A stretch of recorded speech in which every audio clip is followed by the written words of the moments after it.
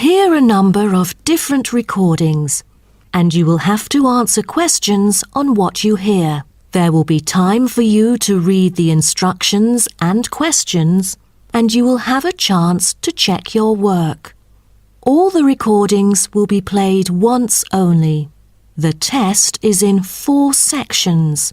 At the end of the test, you will be given 10 minutes to transfer your answers to an answer sheet. Now turn to Section 1. Section 1. You will hear a conversation between a printing company employee and a customer. First, you have some time to look at questions 1 to 5.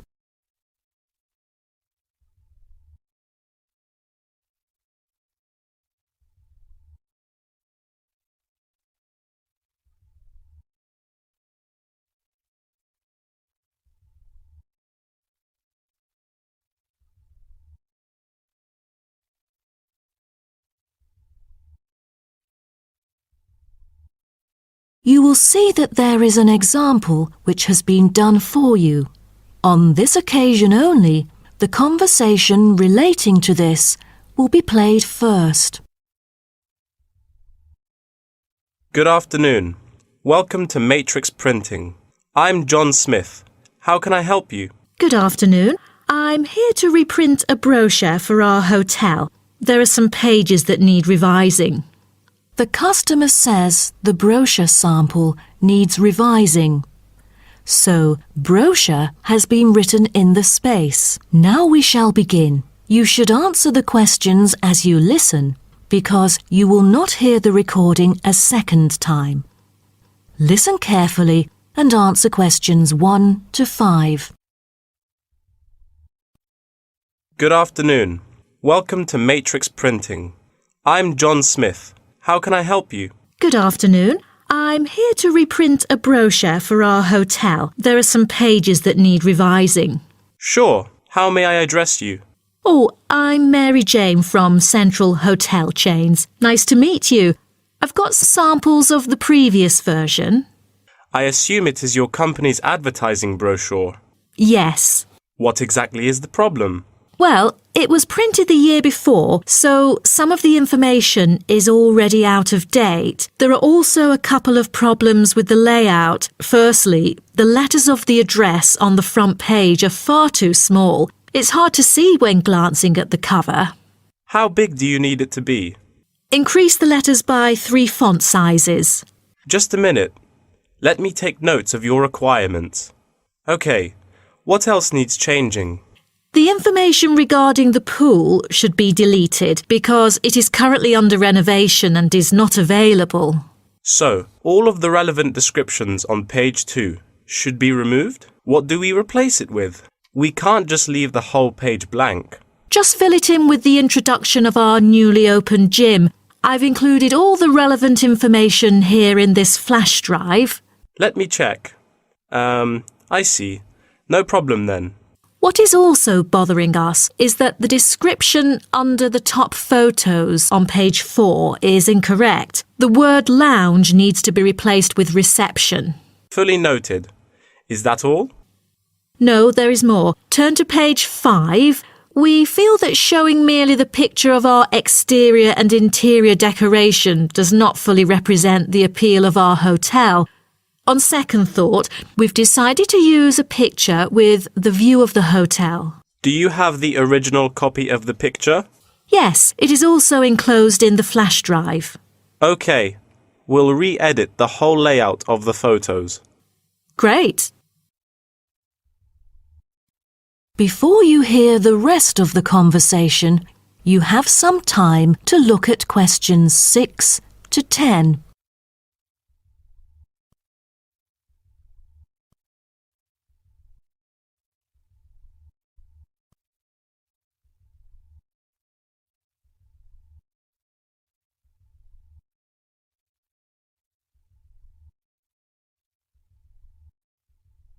Now listen and answer questions 6 to 10.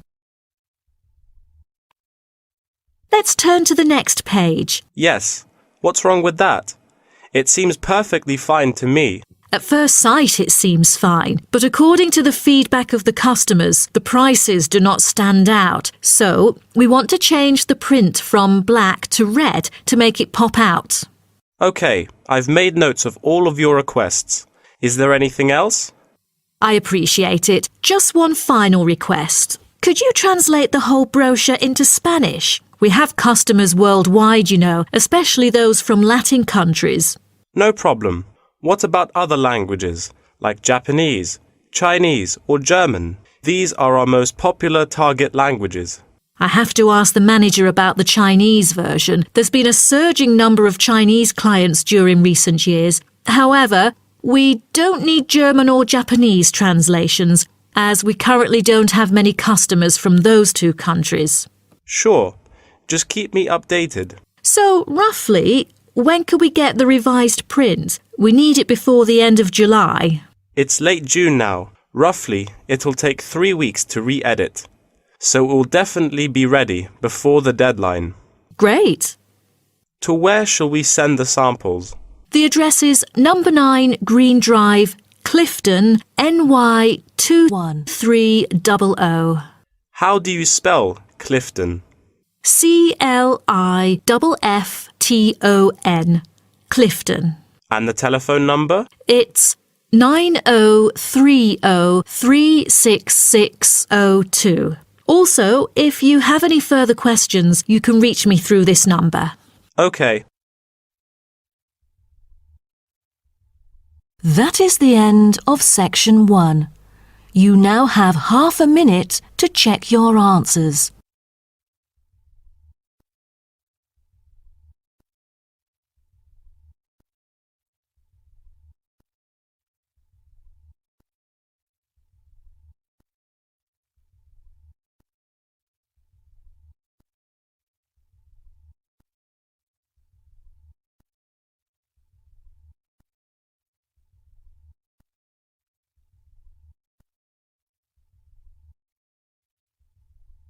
Now turn to section 2.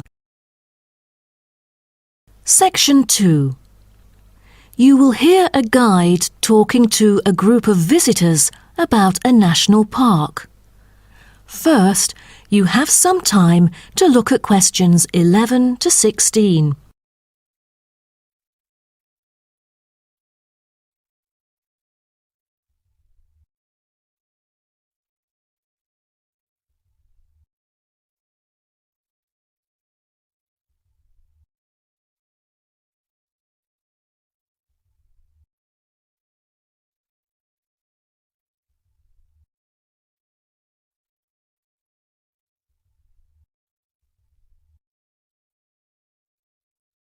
Now listen carefully and answer questions 11 to 16. Welcome to Byron National Park. I am Jim Carson, your tour guide for the trip. First, I'd like to give you some basic information about the park. Covering 7,000 acres of land and spanning across 3 states, Byron National Park was established to protect the area's most spectacular scenic values. With unique geological features, natural history, and native plant and animal life, it is an ideal destination for recreation as well as research purposes. The park has a breathtaking waterfall connecting the longest river in the country, but it is most renowned for having the largest subtropical rainforest worldwide. There are many layers of tall, medium, and low vegetation growing with seasonal variations in the park. It is a place where the air seems green. Ardent hikers can find an awesome array of options here. Apart from the dense green rainforest, tourists can also hike along the mountain trail. Despite the stunning view, taking photos is not advised on the way up, I'm afraid, as one might get distracted and the narrow trail by the sheer cliff is quite dangerous. When you reach the top of the mountain, there is nothing better than having a picnic under the trees with your family. Accompanied mostly by wildlife, walkers as well as cyclists may find the bush track a good choice for having a tranquil time to themselves. As your tour guide, I suggest that only expert hikers take the creek circuit, because its beautiful and inspiring scenery through the subtropical jungle is paralleled by its physical challenges. A list of transport is available within the park. Bicycles are a popular choice, as it is the most flexible way to get around. Electric trams are temporarily closed for maintenance. Boat trips down the river are an ideal way to spend a tranquil afternoon. Rest assured that transport within the park is covered in the bill. Extreme sports is another highlight of the park. There are, for adventurous grown-ups, especially those who are comfortable with having a racing heart, scary as it may sound, it is actually safe to participate in extreme sports under strict instructions and close supervision. Abseiling is available regardless of the weather. It is a fun way to overcome fear of heights, gain new skills, and get an adrenaline rush. Bungee jumping and paragliding are also available, except for during the summer. At this point, you might worry about meals here.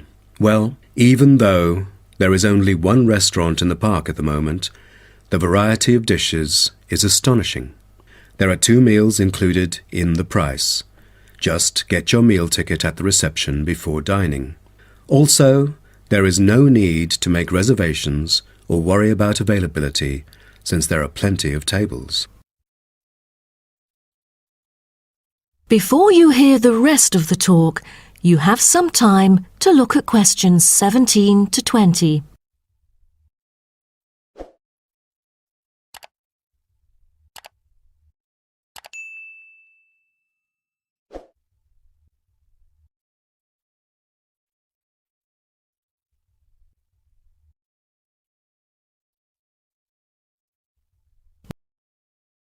Now listen and answer questions 17 to 20.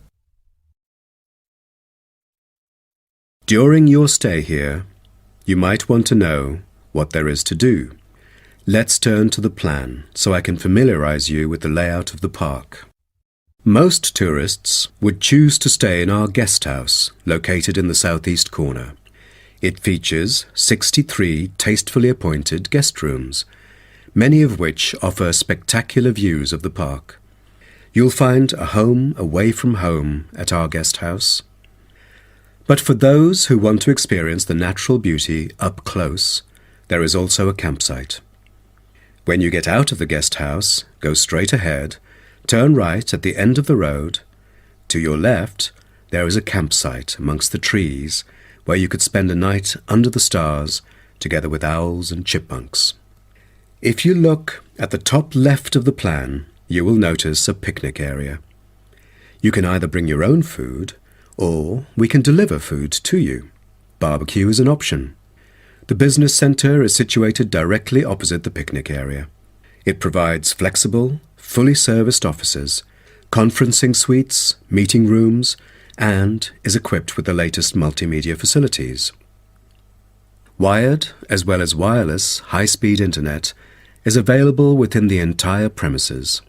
The centre is designed to cater to both individual travellers and corporate groups. Visitors can also go to the museum, which holds a vast collection that exhibits local history and a natural habitat. You start from the guest house, just turn left at the first conjunction, then walk past the tea house, turn right. You'll see the museum after making the third right. Have you found it? Pretty easy, right? To spend a delightful afternoon with a book and a fresh cup of coffee, you can go to the only cafe in the park. From the guest house, you go straight, then take the second right, and you'll see the cafe right in front of you. You might want to check out our all-season tennis court, which offers instruction for all ages and skill levels. It is located right opposite the cafe. That is the end of section 2. You now have half a minute to check your answers.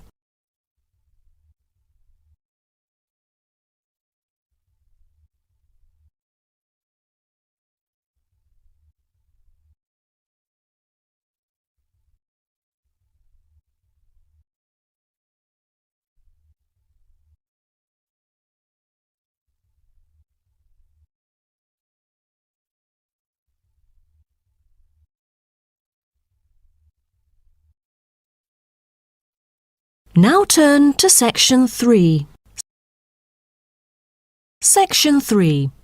You will hear two students called Helen and Paul talking to their tutor about a nursing course. First, you have some time to look at questions 21 to 24.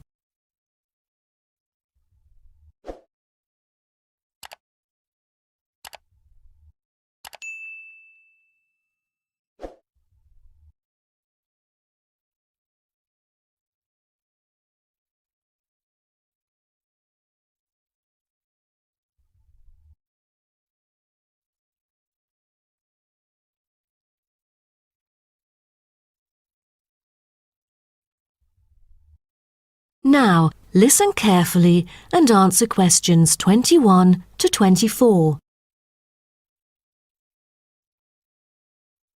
Helen and Paul, congratulations to you both for doing so well the past semester. You two have exhibited an impeccable performance during your first year in the nursing program.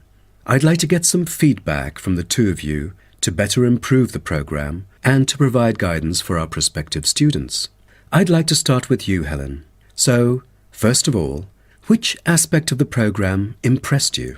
Well, to be honest, when I was enrolled into the course, I was expecting a group of classmates my age. But as I stepped into the classroom for the first time, I was surprised by the diversity. Most were in their 20s, but there were also those in their 30s or even 40s.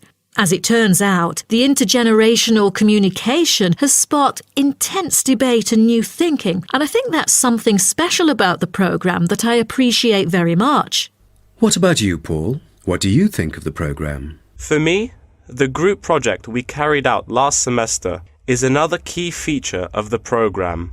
The whole class was divided into 8 different groups, working on 8 prospective cases. Team-building sessions were conducted in a collaborative way most of the time. Comprised of 5 members, our group studied acute pancreatitis.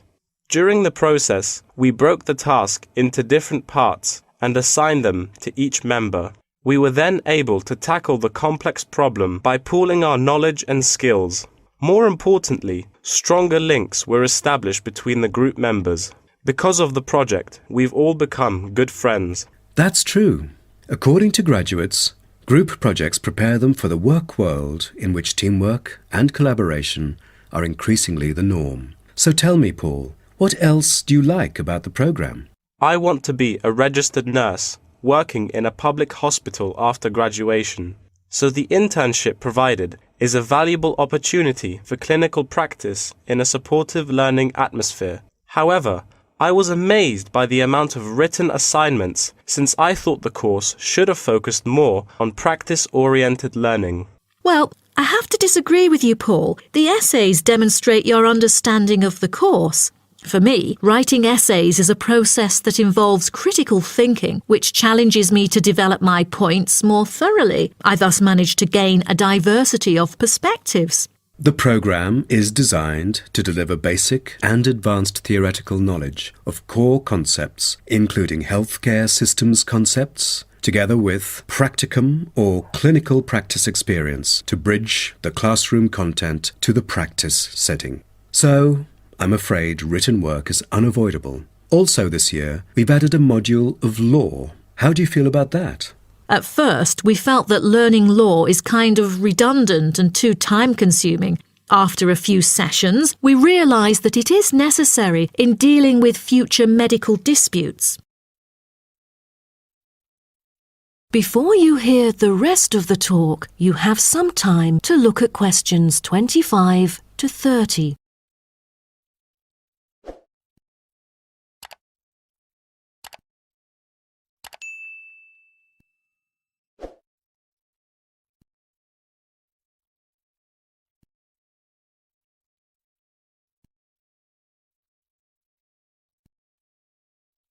Now, listen and answer questions 25 to 30. Do you have any suggestions for prospective students?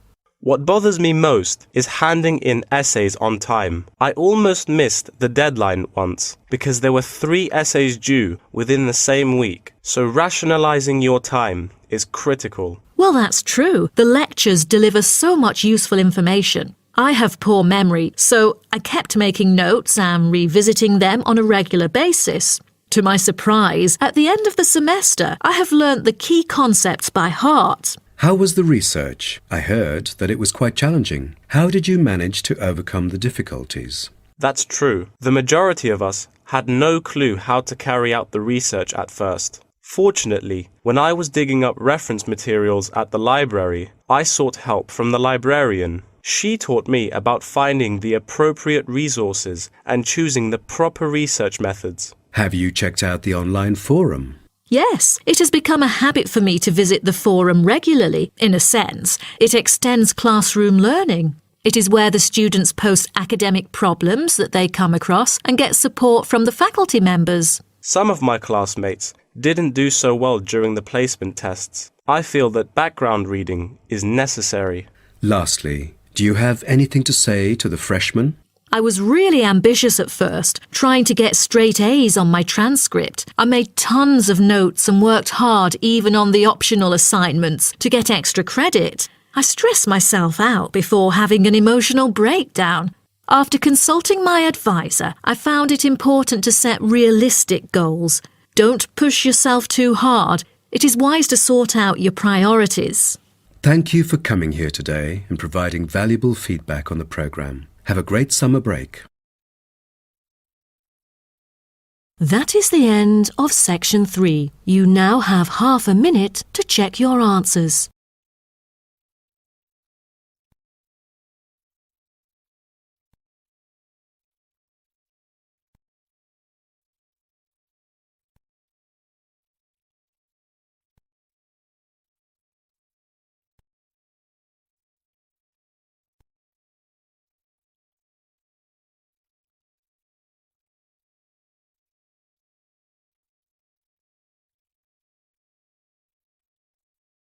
Now turn to section 4. Section 4. You will hear part of a lecture about African penguins. First, you have some time to look at questions 31 to 40.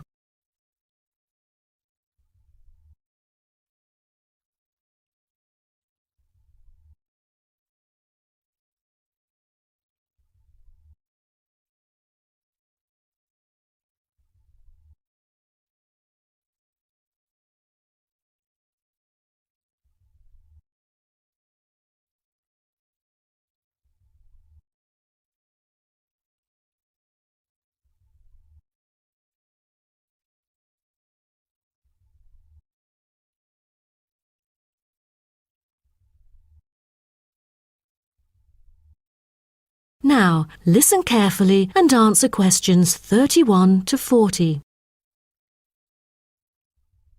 Good morning, everyone. Today's lecture is about a type of adorable animal, the penguin. When you think of penguins, you may picture them surrounded by snow and ice. But not all penguins live where it's cold. African penguins live in the southern tip of Africa.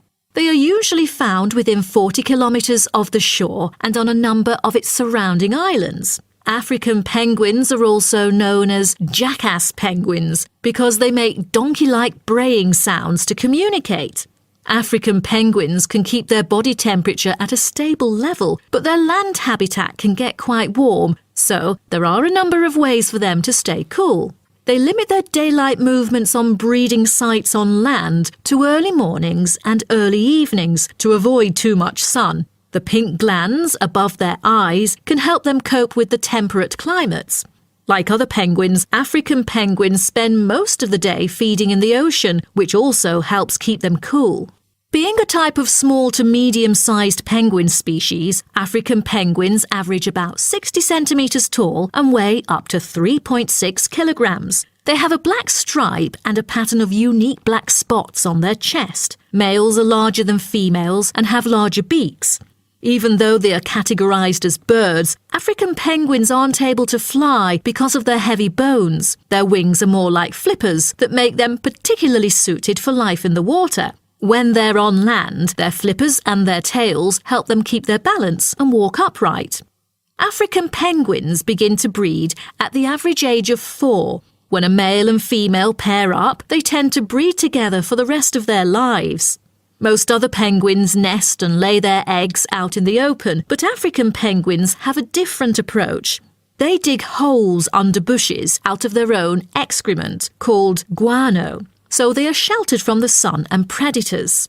The African penguins survive on a diet that is comprised mainly of marine organisms. They feed primarily on fish like sardines, along with the occasional squid and shellfish. But when normal food is in short supply, they eat tree roots as well. The streamlined body of the African penguin allows it to move through the water like a rocket, capable of reaching a speed of around 20 kilometers per hour when hunting for food.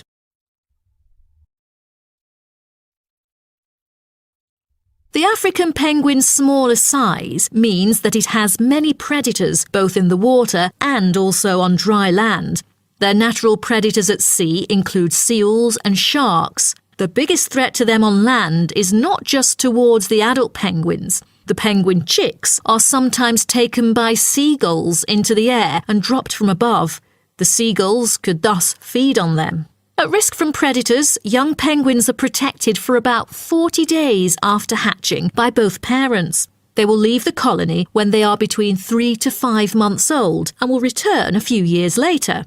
The entire surface of their body is densely covered with feathers, which fall off during the winter. This process is called molting and takes about 3 weeks to complete. During that time, they are unable to forage. Therefore, prior to this, African penguins spend about 5 weeks laying down fat deposits. They generally live between 10 to 15 years. However, many do not reach their full lifespan. Their population has drastically declined. Approximately 120,000 African penguins remain in the wild, and their population has decreased by 90% in the past 60 years. They are considered to be vulnerable and have been listed as being endangered. 2 major factors have contributed to their decline. They are struggling for nesting space due to human disruption and competing for food due to overfishing and pollution. With the limited number of breeding pairs, survivorship becomes difficult for African penguins. This makes them especially vulnerable as environmental conditions change or an outbreak of a disease occurs. For instance, avian malaria has caused 27% of the captive breeding penguins' deaths annually. The more genetic diversity there is within a species, the higher the likelihood that at least some of the individuals will adapt and survive. That is the end of section 4. You now have half a minute to check your answers.